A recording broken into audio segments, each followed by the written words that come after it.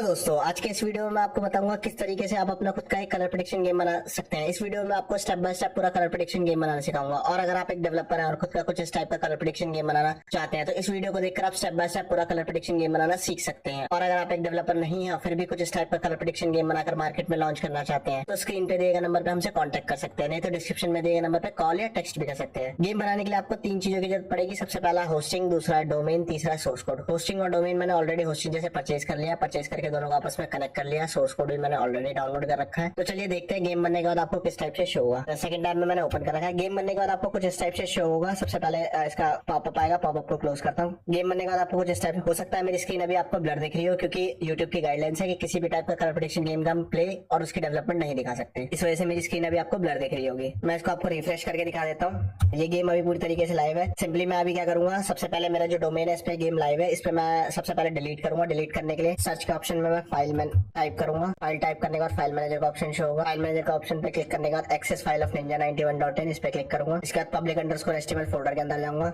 और जितनी भी फाइल्स हैं वो सारी सिलेक्ट करके यहाँ से डिलीट कर दूंगा। डिलीट करने के बाद मैं सेकंड टाइम में जो मैंने फाइल मैनेजर था, फाइल जो टाइप किया था उसको रिमूव करूंगा। रिमूव करने के बाद ओवरव्यू का ऑप्शन शो होगा, उस पर क्लिक करूंगा। डेटाबेस का ऑप्शन शो होगा, उस पर क्लिक करना है मेरे को। फिर उसके बाद जो भी मेरा डोमेन से रिलेटेड डेटाबेस है उसके सामने एंटर PHP माय एडमिन का ऑप्शन शो हो रहा है, उस पर क्लिक करना है। यहाँ से जो भी मेरे डेटाबेस है सिंपली मैं यहाँ से मेन्यू के ऑप्शन में जाके डिलीट कर दूंगा। डिलीट करने के बाद जो भी मैंने टैब्स ओपन किए थे उसको सारे क्लोज कर दूंगा। क्लोज करने के बाद मैं वापस से अपने डोमेन पे आता हूँ, उसको रिफ्रेश करता हूँ। रिफ्रेश करने के बाद आपको यहाँ पे 403 का एरर शो हो रहा है। इसका मतलब यहाँ पे अभी कोई भी फाइल नहीं है। मैंने पूरी तरीके से सारी फाइलें यहाँ पे जो भी थी लाइव वो सारी डिलीट कर दी। अब मैं स्टेप बाय स्टेप पूरी डेवलपमेंट आपको दिखाने वाला हूँ। सबसे पहले मैंने ओवरव्यू पे क्लिक किया। ओवरव्यू पे क्लिक करने के बाद मैं डैशबोर्ड पे आ गया। अपने डैशबोर्ड पे आने के बाद सर्च के ऑप्शन में टाइप किया मैंने फाइल। उसके बाद फाइल मैनेजर का ऑप्शन पे क्लिक किया। एक्सेस फाइल ऑफ ninja91.in पे क्लिक किया। पब्लिक अंडरस्कोर एचटीएमएल फोल्डर के अंदर आया। सिंपली जो मेरा सोर्स कोड है जिप फाइल उसको मैं यहाँ पे ड्रैग एंड ड्रॉप कर दूंगा, जो मैंने ऑलरेडी डाउनलोड कर रखा है।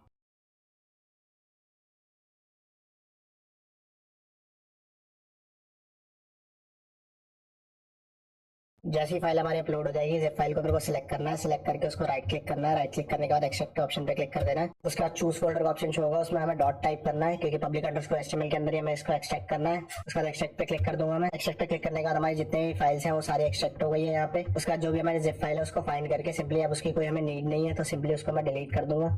डिलीट करने के बाद वापस से अपने डैशबोर्ड पे आऊंगा। डैशबोर्ड पे जाने के लिए सिंपली जो मैंने फाइल टाइप किया उसको रिमूव करके ओवरव्यू का जो ऑप्शन आएगा उस पर क्लिक करूंगा। उसके बाद डैशबोर्ड में जो डेटाबेस का ऑप्शन शो हो रहा है उस पर क्लिक करना है। यहाँ पे अब मेरे को रैंडमली कोई एक डेटाबेस क्रिएट कर रहा हूँ मैं अभी।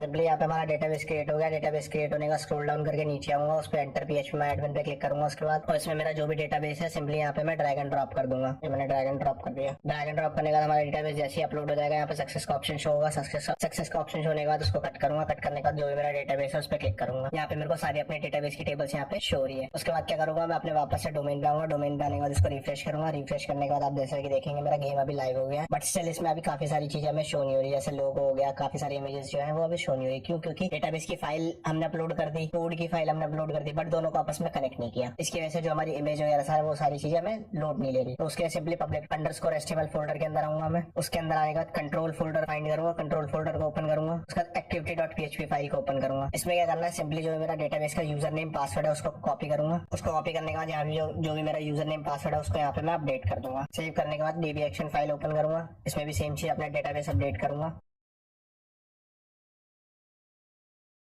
उसके बाद यहाँ सेव करने के बाद इसको क्लोज कर दूंगा। क्लोज करने के बाद पब्लिक अंडरस्कोर एचटीएमएल फोल्डर के अंदर वापस चला जाऊंगा। उसके बाद एडमिन फोल्डर को ओपन करूंगा। कंट्रोल फोल्डर activity.php यहाँ पे भी सेम चीज रिप्लेस करूंगा, डेटाबेस का यूजर नेम, डेटाबेस नेम और पासवर्ड।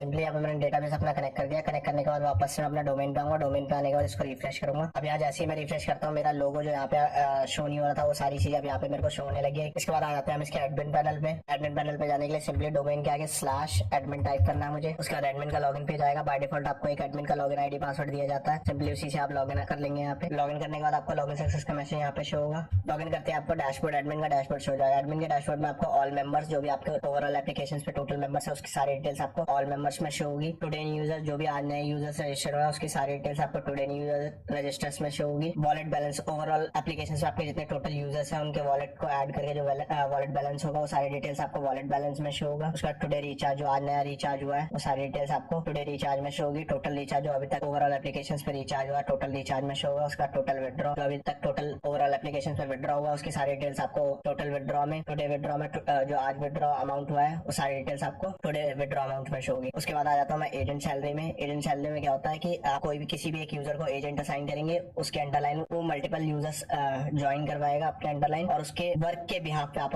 अगर आप उसे सैलरी देना चाहते हैं तो इसमें सैलरी प्रोवाइड कर सकते हैं। उसके बाद आ जाता हूँ मैं यूजर लिस्ट में। यूजर लिस्ट में आपको जितने भी ओवरऑल एप्लीकेशन पे टोटल यूजर्स है उसकी सारी डिटेल्स यहाँ पे शो होगी। आप पर्टिकुलरली किसी यूजर्स की डिटेल्स देखना चाहते हैं तो सिंपली यहाँ पे एक्शन के नीचे व्यू मोर का बटन ऑप्शन शो होगा, उस पर क्लिक करना है जिस भी यूजर्स की आप डिटेल देखना चाहते हैं। उसके बाद इसमें आपको क्या joining date, mobile number, wallet, need to bet, password, user को एक्टिवेट डीएक्टिवेट भी आप यहाँ से कर सकते हैं। यूजर के अकाउंट इन्फॉर्मेशन भी आप यहाँ से चेंज कर सकते हैं, अपडेट कर सकते हैं। उसके बाद आता है फंड ट्रांसफर। फंड ट्रांसफर में किसी भी यूजर के वॉलेट में अमाउंट ऐड और डिडक्ट आप यहाँ से कर सकते हैं। सिंपली उसका मोबाइल नंबर डालना है, मोबाइल नंबर डालकर जितना भी अमाउंट आपको ट्रांसफर करना है सिंपली अमाउंट एंटर करना है, कंफर्म अमाउंट। उसके बाद जो भी आप रिमार्क यहाँ पे डालना चाहते हैं डिपॉजिट, उसके बाद ट्रांसफर बटन पे जैसे मैं क्लिक करूंगा ट्रांसफर सक्सेसफुली यूजर के वॉलेट में अमाउंट ऐड हो गया। सिंपली मैं डिडक्ट करना चाहता हूँ तो सिंपली सेम मोबाइल नंबर यहाँ पे डालूंगा, -1000 डिडक्ट करना चाहता हूँ, कंफर्म अमाउंट -1000, उसका रिमार्क डिडक्ट, सिंपली ट्रांसफर करूंगा यूजर के वॉलेट से अमाउंट डिडक्ट हो जाएगा। उसके बाद आता हूँ मैं ट्रांसफर हिस्ट्री, जो भी मैंने यूजर के वॉलेट में अमाउंट ऐड डिडक्ट हुआ है वो सारी डिटेल्स हमें ट्रांसफर हिस्ट्री में यहाँ पे शो होगी। विड्रॉ हिस्ट्री, जो भी यूजर विड्रॉ इनिशिएट किया है, अप्रूव हुआ है, रिजेक्ट हुआ है, पेंडिंग हुआ है, वो सारी डिटेल्स हमें यहाँ पे शो होगी विड्रॉ हिस्ट्री में। उसके बाद बेट हिस्ट्री, जो भी user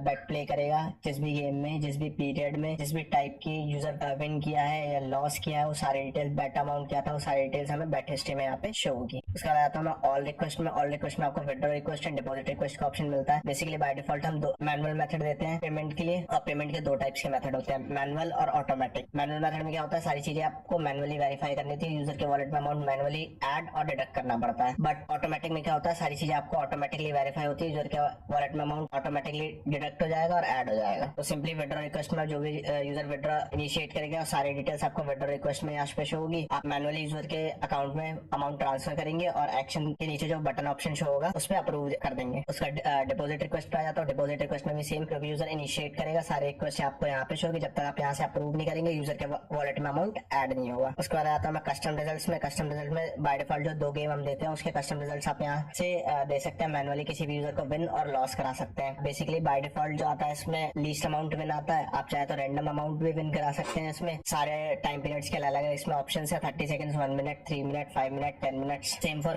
K3 lottery. K3 lottery में भी आप सेम चीज कर सकते हैं, मैनुअली किसी भी यूजर को विन और लॉस करा सकते हैं। उसके बाद आता है मैं कस्टम स्पिन में। कस्टम स्पिन में आप कस्टम रिजल्ट दे सकते हैं, जैसे हर बार स्पिन यूजर स्पिन करेगा तो क्या रिजल्ट आना चाहिए हर बार। मैं चाहता हूँ हर बार सेम रिजल्ट आए तो मैं यहाँ से कस्टम रिजल्ट दे दूंगा। मैं चाहता हूँ हर बार रैंडम रिजल्ट आए तो मैं यहाँ से रैंडम सिलेक्ट कर दूंगा। मैं चाहता हूँ हर बार मैनुअल जो मैं सिलेक्ट करूंगा वही रिजल्ट आए तो मैं यहाँ से मैनुअल ऑप्शन करके मैनुअल रिजल्ट दे दूंगा। उसके बाद सेटिंग्स में आ जाता हूँ। सेटिंग्स में बेसिकली जो हम बाय डिफॉल्ट मैनुअल मेथड देते हैं तो मैनुअल मेथड में आपको UPI ID, USDT ID, QR वो सारी चीजें अपलोड करनी है तो आप सेटिंग से अपलोड कर सकते हैं, अपडेट भी कर सकते हैं। सपोर्ट के लिए टेलीग्राम है, टेलीग्राम चैनल है, व्हाट्सएप है, इंस्टाग्राम है। उसके बाद नोटिस बेसिकली मैं नोटिस चलाना चाहता हूँ कि मिनिमम रिचार्ज इतना ही होगा या मिनिमम बेट इतना ही होगा तो मैं यहाँ से नोटिस अपडेट कर सकता हूँ, वो मेरे होम पेज पे गेम के पैनल पे शो होगा। उसके बाद आता हूँ मैं नोटिफिकेशन में। नोटिफिकेशन में जो भी किसी भी यूजर को मैं जो भी नोटिफिकेशन भेजना चाहता हूँ यहाँ से भेज सकता हूँ। उसके बाद आता है चेंज पासवर्ड। एडमिन का अगर मैं पासवर्ड चेंज करना चाहता हूँ तो वो यहाँ से चेंज कर सकता हूँ। उसके बाद आते हैं हम change daily win range. Change daily win range में क्या होता है, होम पेज पे आपको जो डेली विन रेंज